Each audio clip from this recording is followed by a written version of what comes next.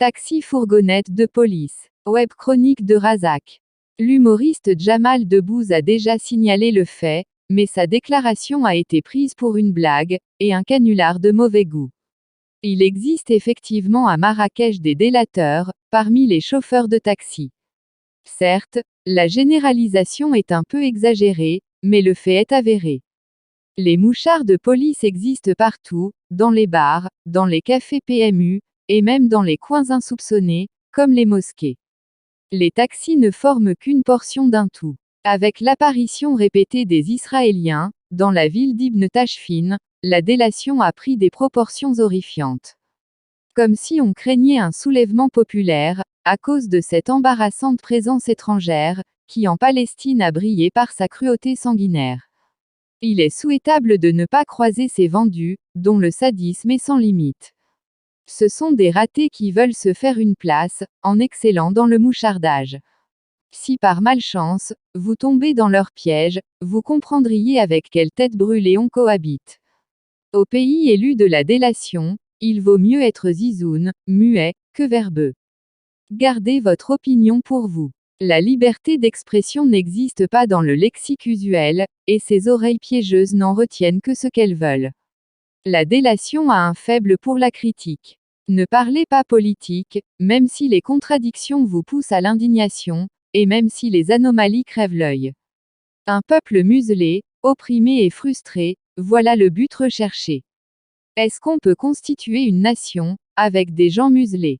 Les mouchards juifs, parlant le dialecte marrakchi, sont sur le qui-vive.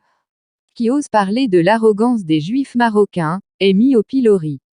L'antisémitisme n'est qu'un prétexte, pour étendre la mainmise sioniste. L'antisémitisme contre les Arabes, s'efface devant l'antisémitisme juif. La grande contradiction au Maroc, c'est de concéder l'agrément de la fabrication, et la vente d'alcool, uniquement aux juifs, alors qu'ils sont, eux aussi, des croyants obéissants, à la même autorité religieuse.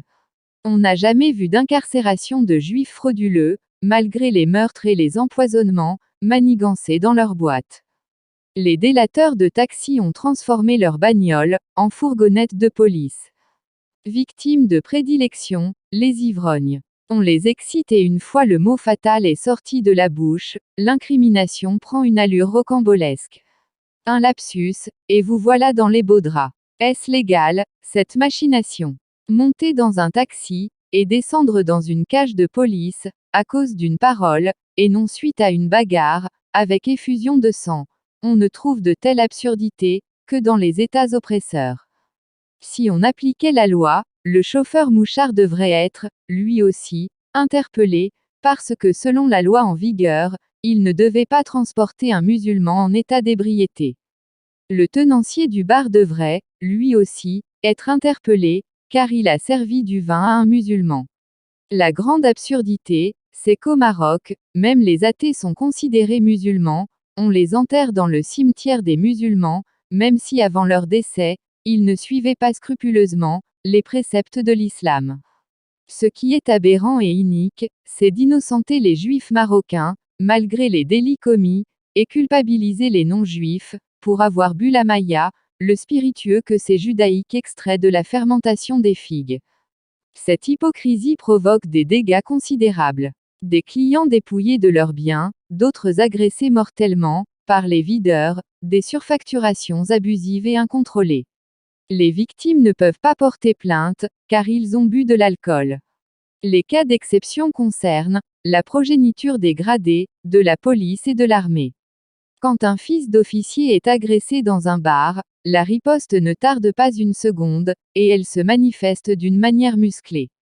La loi stipule qu'en cas de décès, l'agrément doit être retiré au propriétaire du bistrot, mais cette loi est rarement appliquée.